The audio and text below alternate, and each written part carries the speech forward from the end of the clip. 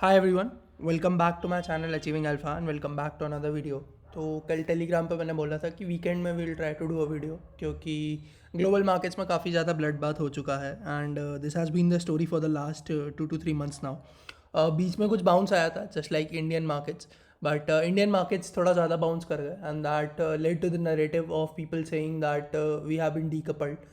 But as I mentioned in last video also, that making a conclusion this soon is not a very good idea, and definitely we should not be trapped in the recency bias and look at the overall picture. If for a year we are able to consistently outperform, then maybe you can say that okay, we are decoupled entirely. But as of now things are looking bad, and not just US markets or anything, but things are looking bad at a global level. सो इस video में जानने की कोशिश करेंगे कि क्या नए developments हुए हैं in terms of data, in terms of the fundamentals and in terms of technicals. तो let's start this particular video right away. करेंगे निफ्टी 50 के साथ। डेली चार्ट पे you can see it's kind of a bearish marubozu candle that has been form, एंड ये जो trend line है longer term वाली, यू कैन सी 18600 से फॉलो हो रही थी, देन यहाँ पे एक फेक आउट आया, देन ब्रेक डाउन आया, देन एक और फेक आउट आया, कुछ टाइम तक सस्टेन किया। लोगों को बेसिकली होप थी कि this time will break the all time highs, and then you can see वापस से इसके नीचे आ चुका है एंड कल की कैंडल इज़ रियली नेगेटिव। तो definitely in terms of price action things are not looking good. And Nifty तो फिर भी ठीक है, bank Nifty fell as much as more than 2.5%, I shall say 1000 point से ज़्यादा एक दिन में साफ हो गया है, and that's what we can see. R S I's दोनों इंडेक्स के अभी समवेयर क्लोज टू 45 है, 47 for bank Nifty, and for Nifty the R S I is somewhere close to 43, yes. तो that is what we can see, definitely not a very good sign.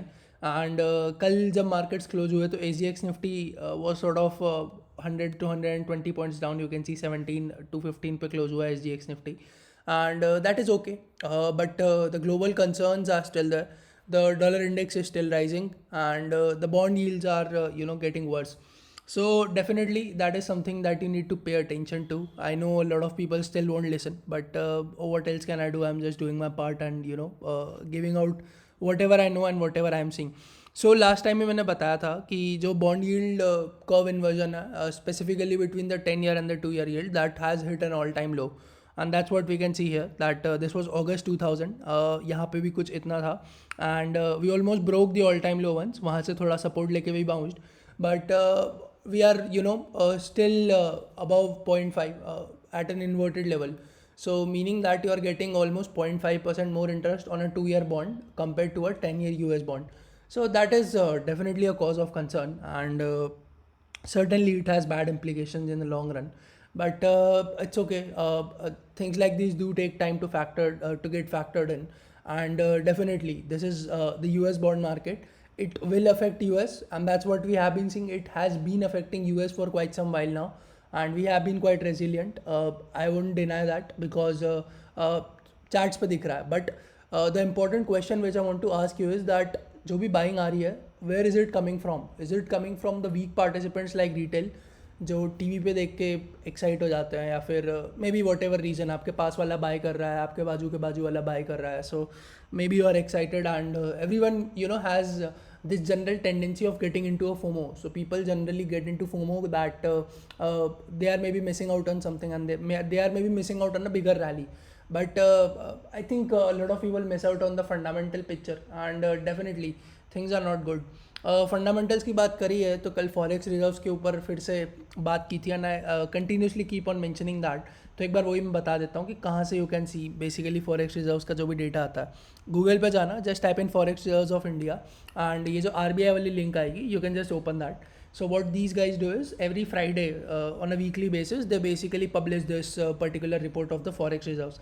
तो देख सकते हो, मतलब if you want to see. So जैसे 16 सितंबर का देखोगे तो जो फॉरेक्स रिजर्व्स हैं that is somewhere close to, let this load, तो 23 का भी खोल लेता है just to compare. Yes, so 16 में you can see that the forex reserves are somewhere close to 550 billion. So this is 871 million. So that would roughly translate to 550 billion.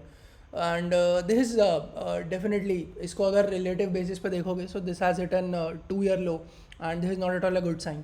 तो ये देख सकते हो लेटेस्ट फॉरेक्स रिजर्व्स, कल यही mention किया था कि 5 बिलियन से ऑलमोस्ट फॉरेक्स रिजर्व्स हमारे कम हुए हैं इस वीक भी.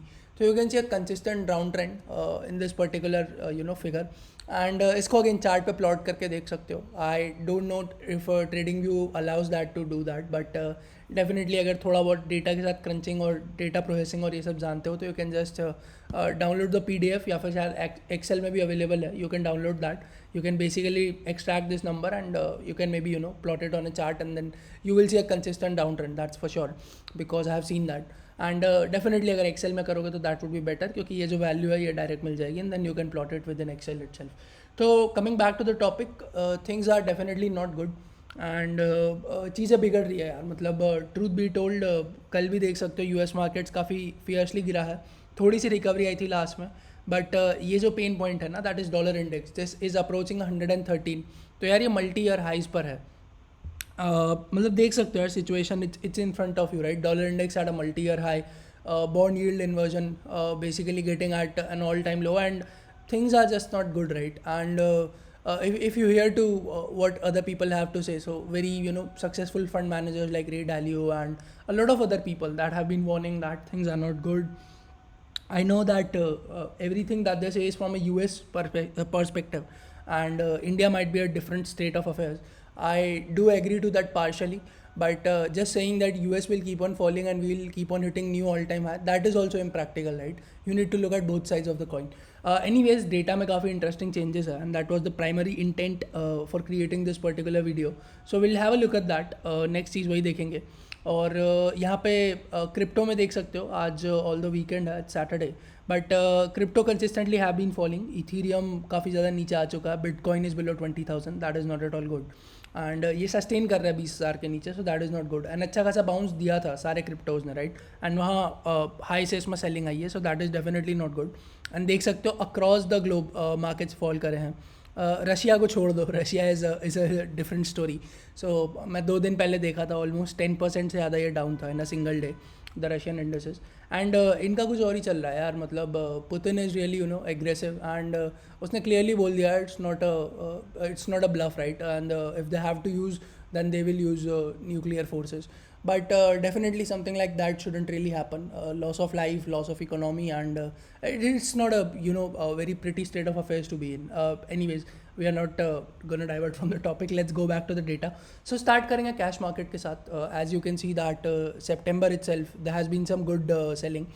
तो कल एक अच्छी खासी 2900 करोड़ की सेलिंग आई, and that's what I had been mentioning, right, कि बाइंग देख के लोग एक्साइट हो जाते हैं. ठीक है, बीच बीच में दिखाए जाते हैं, सिग्निफिकेंट फिगर्स भी दिखाए जाते हैं बाइंग के, so that people are excited. But अगर यहाँ पे देखोगे ओवरऑल पिक्चर, सो इस month till date they have sold almost 2500 crore, and even DIIs have been selling. So it's very obvious and a no brainer कि ये सारी की सारी बाइंग जो है रिटेल ने करी है during September. And definitely these guys have got a good exit at the 18,000 and 18,100 levels. So certainly people keep asking कि is it the right time to invest? Definitely अगर Indian markets की बात करो, so definitely not. I mean, of course you can find stock specific things to get into, and definitely I'm pretty sure that there will be a lot of good stocks that will be undervalued even at this point, and you can definitely consider investment in them. But my only suggestion is थोड़ा रुक जाओ, time आएगा, and बहुत अच्छे से time मिलेगा invest करने के लिए. एंड एनीवेज अगर इन्वेस्ट करने की इतनी चुल है ही, तो आई वुड से कि US मार्केट्स में there is this one ETF which is TQQQ.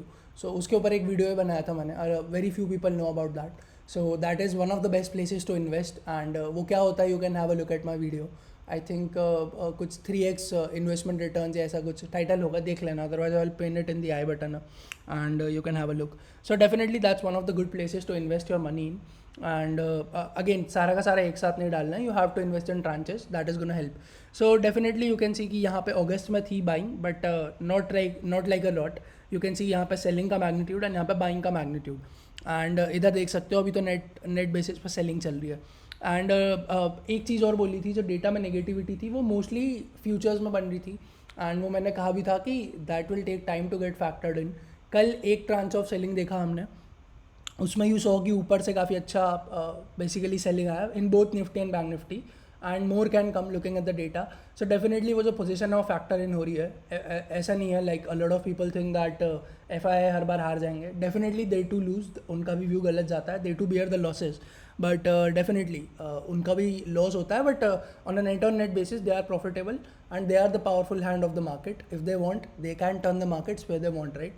Sometimes it's not possible, sometimes it's hard for them, but definitely they have the power and they have everything that they can do to basically make a profit out of the market. तो एक बार derivatives data भी check कर लेते हैं F I का, then will wrap this up. And definitely यार like करते रहो वीडियो को, अपना सपोर्ट बनाए रखो, and definitely I am sure कि जो भी कंटेंट मैं यहाँ पे बना रहा हूँ that is bringing some value to people. I know कुछ लोगों के लिए this is valuable, people do appreciate in the comments, and thank you for the support जो लोग कंटिन्यूली देखते हैं एंड सपोर्ट करते हैं, and definitely thanks to the people who are finding this useful. तो डेफिनेटली एक बार चलते हैं डेटा की तरफ एंड देखते हैं क्या हुआ है चेंजेस में. तो वही एफ आई के डेटा के साथ विल स्टार्ट ऑफ, देखेंगे कि net long and index futures में क्या चेंजेस हुए हैं. यू कैन सी ऑलमोस्ट 8% से ज़्यादा का ड्रॉप आया इन अ सिंगल डे. कल ऑलमोस्ट 28,000 लॉट्स ऑफ शॉर्ट्स इन्होंने ऐड किए थे इंडेक्स फ्यूचर्स में, कल फिर से 28,000 किए हैं, एंड आज लॉन्ग अनवाइंडिंग भी हुई है. So definitely this is not good. 20% के आसपास का नंबर है, एंड इसमें से हो सकता है कुछ नंबर इस एक्सपायरी का हो, कुछ अक्टूबर एंड नवंबर वाली एक्सपायरीज का हो, but definitely we are coming close to a monthly expiry.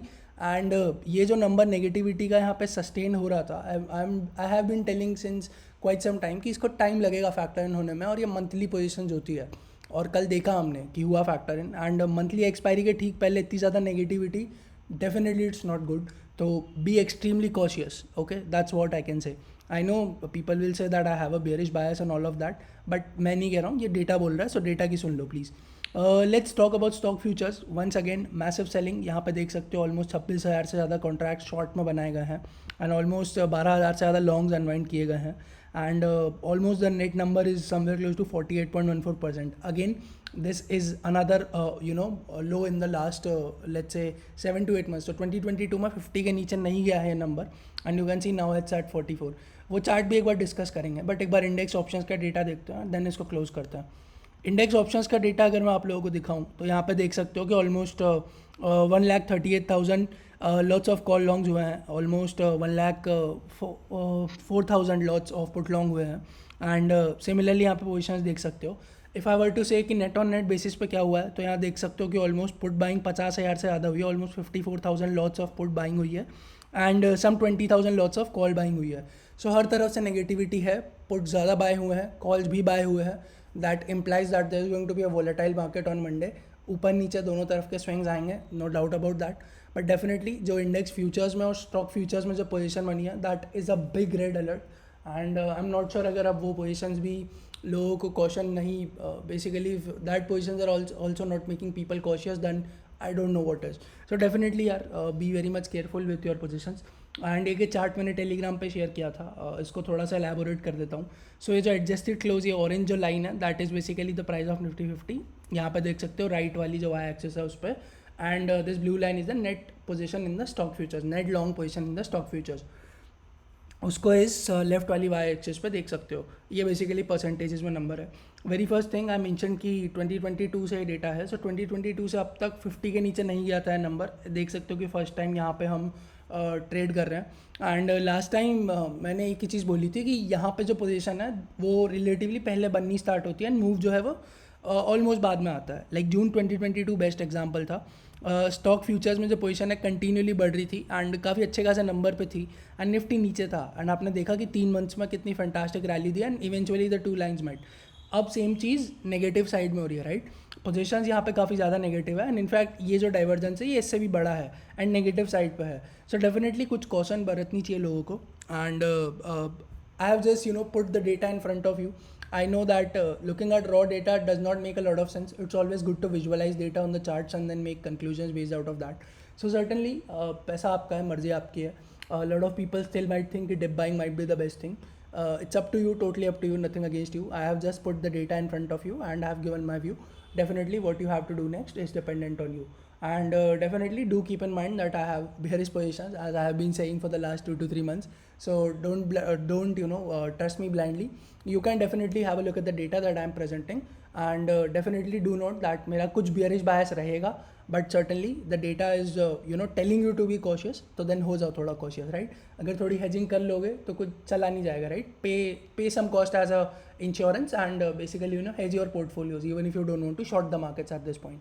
तो डेफिनेटली क्लोज करते हैं वीडियो, आई थिंक लंबा हो गया।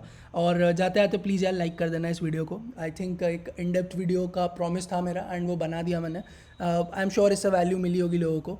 सो once again requesting you guys to like. Comments में बता सकते हो अगर आपके कुछ और सजेशंस है, कुछ और थॉट्स है, will try to have a discussion there if you want to. And definitely do subscribe to this channel if you're coming here for the first time and want to see videos like this. So thank you so much for watching this video till the end. Have a good day, have a good weekend, and take care. Bye bye, see you in the next video.